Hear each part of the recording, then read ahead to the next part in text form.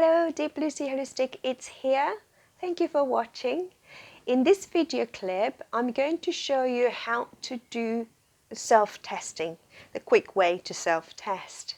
But before I dive in, let me remind you, this information is not intended to diagnose, cure or treat any diseases or illness. If you have any health concerns, please consult your practitioner, your health practitioner, your medical doctors or physicians.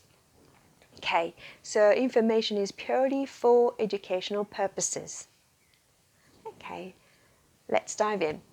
So, this self-testing is the way to test your responses, your body's responses to the things. So the things can be food, drink, supplement, cosmetic items. You can test anything. But I have to remind you, this self-testing doesn't replace the professional biofeedback testing like kinesiology or ART or O-ring. But I'm sharing to you so that you can use it at home on a daily basis to simply test whether the things that you are about to eat are actually negatively affecting your body or positively affecting your body. As you know, everything that I'm going to show you is based on your biofield responses, your energetic field responses, your electromagnetic field responses.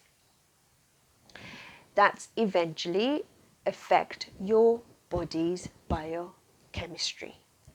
Okay? For those who are new to biofield and biofeedback testing, please watch my other video clip explaining the body electric and the biofield. Okay, let's start. So the first one is to show whether the things that you're going to test is negatively affecting your body. So simply whether this thing is bad for you or not. Okay? So this is how it goes. So you need to basically sit on the floor. So you need that quite a space like this. And then stretch your legs. And then don't bend your knees, stretch. And yeah, this testing may not be good for those with pains in the legs, like with have the issues with the legs, sciatica, or any scarring, or any twisting, or any damage to the legs, because you need to move the leg up and down like this. So if you really struggle doing that, this test is not for you. Okay, so if you're okay with it, stretch your legs, and then you can use either legs. So trying to just lift up and down, up and down, up and down, up and down. Don't bend your knee when you're lifting, just straight, keep your legs straight, and up, down. Find the leg, which leg is easier for you to do this movement. Okay, so I find my left legs easier for me. Okay, so this is the starting point. I call it in clear, like a default, your body's default response. This, up and down, up and down. Now, I'm going to start introducing things to the body and see how it responds. I prepared a few things here, so you can use basically anything. So that's the food items. I just put some stuff like oranges, biscuit, and I couldn't find anything with a gluten or dairy in it, but you can introduce that anything. So drink, and I put the alcohol into C, and I've got another tray with the supplements, like that. You could have a tray with the cosmetic items or creams, body lotions, anything, so that. And do this, start with that, And then I take, I'm just gonna, yeah, okay, that's fine. I take orange and orange. So I think you can just put it on your body wherever. It doesn't distract your movement. As long as it doesn't distract your movement, maybe I just put it in the side and do the movement. And it doesn't change anything. So this shows orange is not negatively affecting my body. Okay? And then I go some sweets. So this is an oats biscuit. Put that. And then, okay, it's still okay. So it's not just it's a gluten-free, dairy-free. So it's okay. Now I do Sauvignon Blanc next to it, and then what happens is that I'm not joking, and I really find it hard to lift my leg. This is the maximum, and it goes down. So the electromagnetic field is almost putting me down, so negative, making my body responses really heavy, meaning that is affecting me.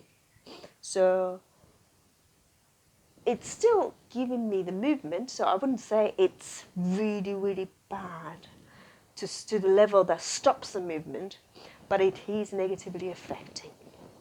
So I wouldn't drink it tonight. But the good things about that is that this doesn't define that you cannot forever drink Sauvignon Blanc. It's testing how your body responds as is now. Okay? So maybe you can try that if you really want it, or if there is certain occasion that you have to have a sip of wine or anything else, then you can try it again a couple of days later, because the body is constantly changing. Okay, so then this is the fizzy water, so I'm going to do that, and it's still okay.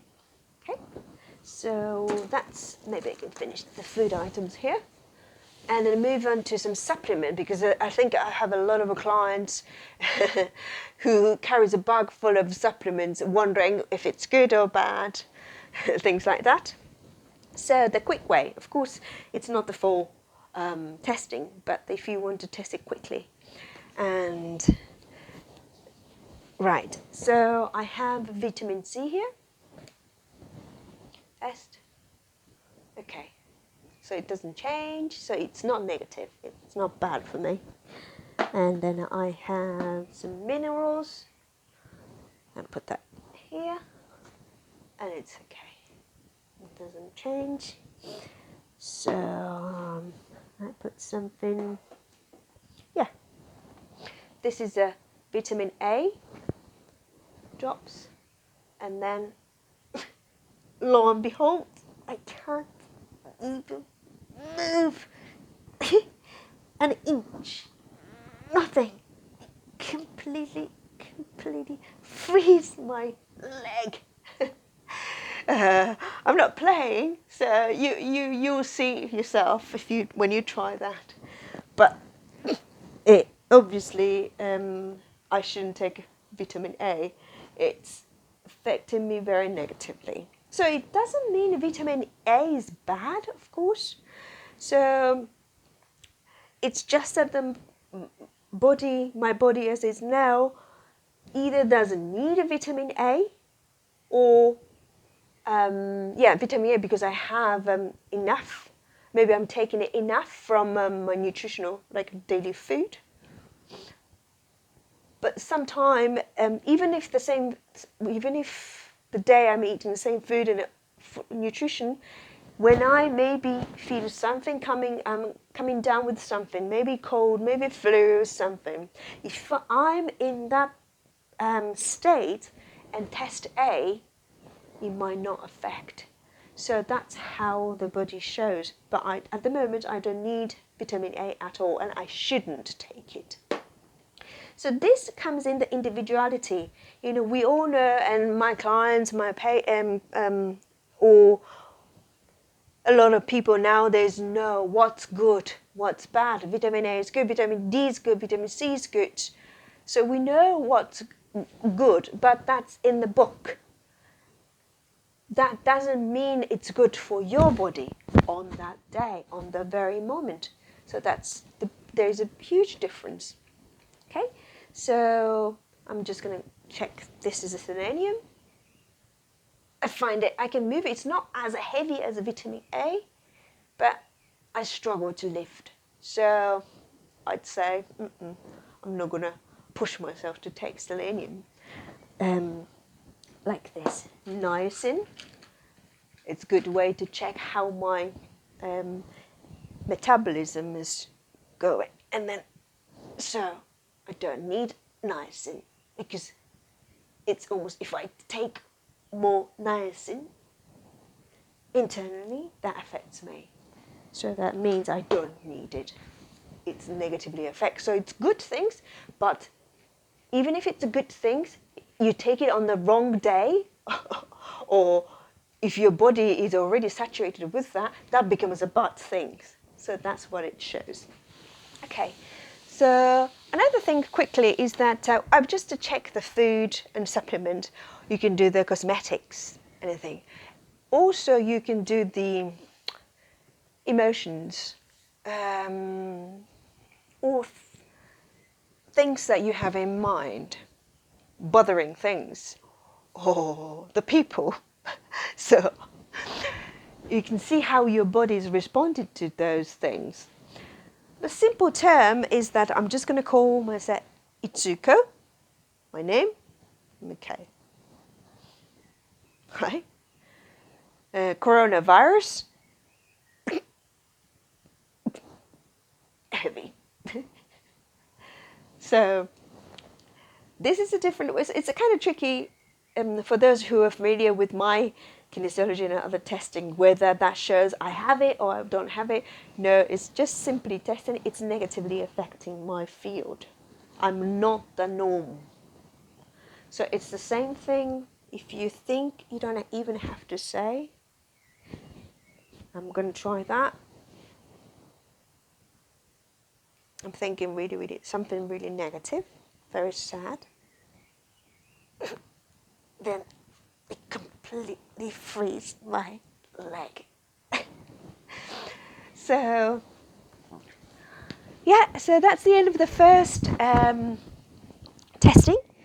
So you can maybe try it out now so you know and you can experience how it goes. It might take a bit of some time to practice it and then get used to it, the movement. But that's the very simple way. You can do it with your child or with your partner.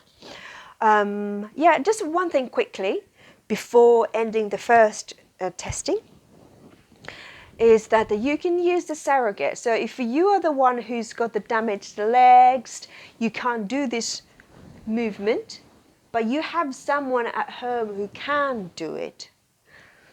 Or it could be the vice versa. Your child is too young to do this, or some cognitive challenges to do this sort of movement. You can do it for him or her. Okay, so imagine, so this is the person who can't do the testing, but I want to test if the food is good for him or her. Okay, so you sit next to him, or he can be moving around as long as you are contacting him or her.